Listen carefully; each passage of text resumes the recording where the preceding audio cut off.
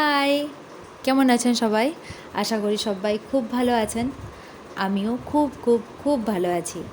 এখন বাজে সকাল 9টা, আর এদিকে কিন্তু আমার বরমশাই রেডি হয়ে ডিউটি বেরিয়ে গেছে।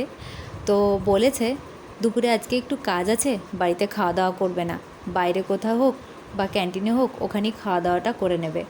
তো যখনই আমি শুনেছি তখনই পুরো মাইন্ডে আমি সেট করে নিয়েছি যে দুপুরে আজকে আর সেরকম কিছু রান্নাবান্না করব না। না না না, একেবারেই সেরকম কিছু রান্নাবান্না করব না তা নয়।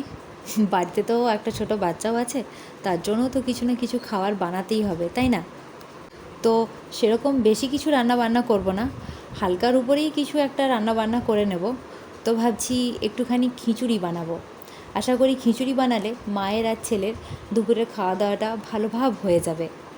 তো খিচুড়িটা আমি একেবারে সিম্পলভাবে বানাবো।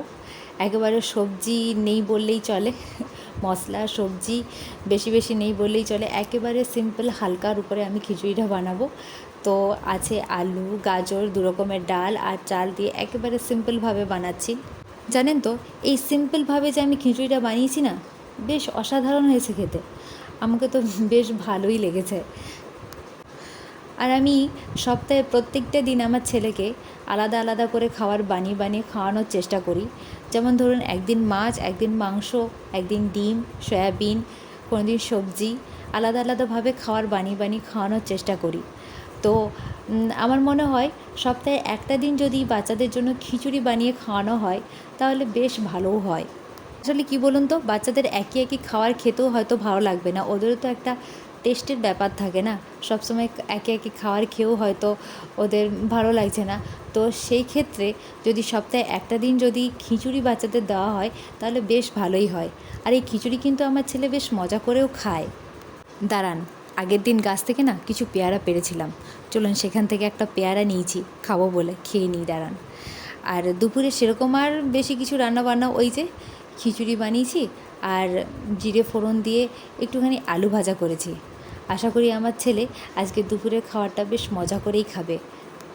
কারণ কি বলুন তো, ওই যে আলু ভাজাটা আছে না, ওই আলু ভাজাটা দেখে না ও সুন্দরভাবে খেতে বসে যাবে। আর একটা একটা করে আলু ভাজা টুকটুক করে নিয়ে না বেশ সুন্দরভাবে খাবে। আর ওর এই খাওয়াটা দেখতে না আমাকে বেশ ভালো লাগে।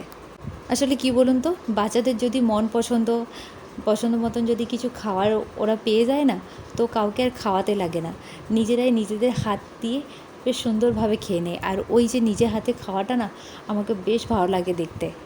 আচ্ছা, আপনারা একটু বলুন তো, আপনাদের বাড়িতে যদি বলা হয় যে আজকে আপনাদের বাড়িতে কেউ খাবে না, আপনি আজকে একা নিজেই খাবেন, তো আপনি সেক্ষেত্রে কী করবেন আর কী রান্না করে খাবেন একটু বলবেন প্লিজ।